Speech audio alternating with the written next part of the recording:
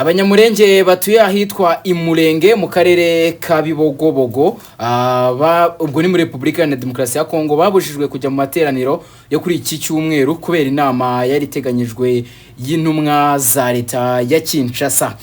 Ese ibi bishatse kuvuga iki kuba abanyamurenge batangiye gukoreshwa inama rero yari igamije kubabwira ko bategetse kuyoboka leta cyangwa bakicwa bose. Indi Quick Times News ni Benga Oziana mwayikaze kugira ngo iyi nkuru nyikuvira ni muzingo.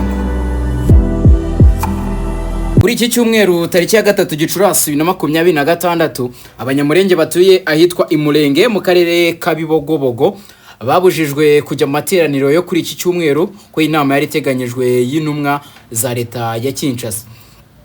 Ni intumwa zari ziyobowe na Jacques Kangoro ukuriye itsinda ry'abanyamurenge bakorana na leta ya Kinshasa, cyo kimwe na William Amuri ya Kutumba ukuriye inyeshyamba za Mayimayi ziri mu zigize imitwe ya leta ya Republika Iharanira Demokarasi ya Kongo yise Abawazalendo. Agana ku isaha y'isa 5 z'amanywa nibwo izo ntumwa zakusanyirije abaturage ahazwi nko kwa Mugwema. Rero amakuru dukesha imboni ya bwiza.com muri Kivu y'Amajyepfo avuga ko Kongoro yagarutse ku magambo asana yakomerekeje abaturage batuye Bubogobogo. Yasubiyemo amagambo yavuzwe n'uriya mugabo n'imboni ya bwiza muri Kivu y'Amajyepfo agira ati, murabizi ko ndi umujyanama wa Perezida Tshisekedi.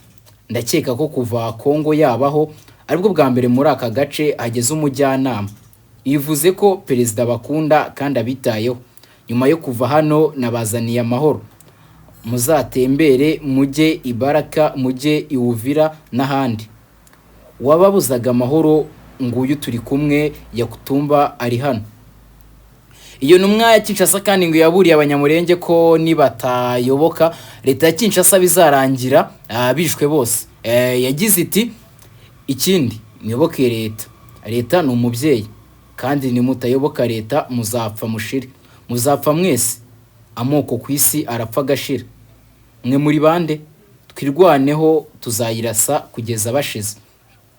Nyuma y'iki kiganiro Kongoro yahaye abaturage umwanya wo kubaza ibibazo ariko baraceceka. Ibyatumye ababaza ati, ko mutavuga mwaceceka ariko muravuga kandi nimutavuga turakoresha inkoni. Nyuma yaho Generali ya Kutumba ukuriye Wazalendo muri Uvira yafashe umwanya avuguruza ibyo mugenzi we Kongoro yaravuze. Ya Kutumba we yagize ati, ndahera ku ijambo Kongoro yavuze ko amahoro abonetse mwajya guhaha Ibaraka na Uvira. Icyarabeshye, sinjye bafungiranye, sinjye ugomba kuba uburenganzira bwo kujya Uvira cyangwa Ibaraka. Iyi si inama yo gufatiramo imyanzuro ikomeye nk'iyi. Nge ntabwo nemeranya nawe. Uvira ni ikindi kintu, rero mwitonde. Nyuma yaho bamwe mu baturage bongeye guhabwa umwanya wo kugira icyo batangaza. Umwe muri bo yagize ati, nibitangaje wowe Kongoro wazanye na ya Kutumbu waradusenye. Watwitse amazu yacu yose, inka zacu zose zaranyazwe ndetse n'abashumba bacu barapfuye. Byose ya Kutumbu ni ubiri inyuma. Amahoro uvuga utuzaniye nayahe? Keretse niba ya Kutumbu agarutse inka zose yadutwaye akazigarukana, cyangwa abashumba bose yishe akaba yabazoye. Kandi twemera ko hano mu karere ka Bibogobogo tugoswe na FARDC n'ingabo z'u Burundi. Kutubwira amahoro mu gihe murimo kwica abavandimwe bacu bari minembwe ijoro n'amanywa, ibi tubona ko ari ibinyoma. Ni inama yarangiye itagize ikigezeho ariko Kongoro we yahise akomereza Ibaraka. Iriya nama yabaye mu gihe amakuru dukesha bwiza.com avuga ko nyuma y'imyigaragambyo yakozwe n'abanyamurenge muri Leta Zunze Ubumwe za Amerika, Kenya ndetse na Canada hashyizwe igitutu kuri leta ya Kinshasa. Ibi byatumye yitabaza bamwe mu banyamurenge basanzwe bakorana nayo, aho yabahaye misiyo yo kujya i Burundi bagategura imyigaragambyo. kuwa mbere Gicurasi 2026 nibwo Kongolo Beatrice Gisaro n'abandi bari mu mugambi wo gutegura imyigaragambyo bageze i Burundi aho bagombaga gutegeka impunzi ziri muri icyo gihugu gushima ubutegetsi bwa Ndayishimiye na Kinshasa bakanamagana u Rwanda. Tubutse ko aka karere akabigobogo kagenzurwa n'ingabo z'u Burundi FARDC Wazalendo aho zagoteye abaturage hagati. Ibi bishatse kuvuga iki rero?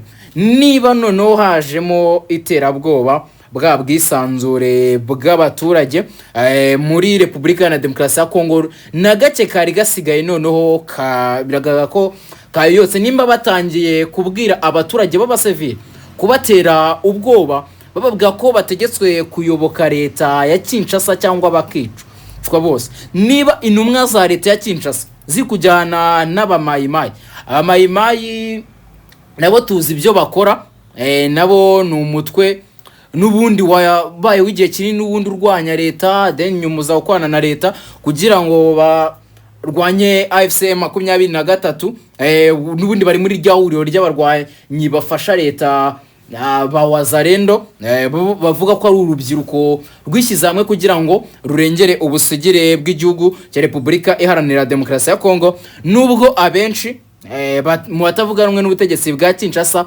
batabyemera.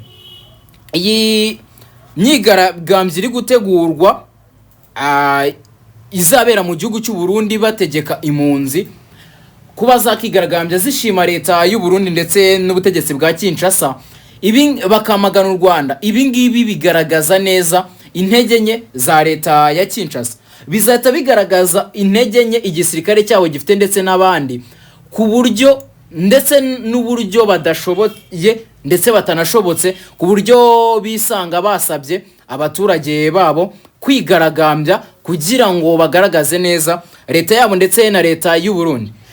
Haracyategerejwe icyo imiryango mpuzamahanga ibivugaho ku bibazo biri kubera hano muri Repubulika Iharanira Demokarasi ya Kongo, gusa nta kirabivugaho. Nibi ngibi nabyo nundi twiteze ko ntacyo baza kubivugaho, ariko n'ubundi tugakomeza gutegereza uburyo biza kugenda hano mu burasirazuba bwa Repubulika Iharanira Demokarasi ya Kongo ndetse n'ibindi bice, dore ko bitoroshye. By'umwihariko aba banyamurenge bo ntibari kumva impamvu leta ya Kinshasa yaza kubabwira ibyo, mu gihe iminembwe n'ubundi abandi banyamurenge bakomeje gupfa urw'agashinyaguro. Iyi ni The Quick Times News, Gendi Benga Oziana, wekiri gusabwa no gukanda kuri subscribe, tukajya dukomeza kubana muri gahunda zitandukanye za The Quick Times News. The Quick Times News turabakunda kandi tubashimira ko mukomeza kubana natwe. Amahoro n'imigisha Nyagasani atanga bikomeze bane namwe, gahunda za The Quick Times News zikomeze zibanogere.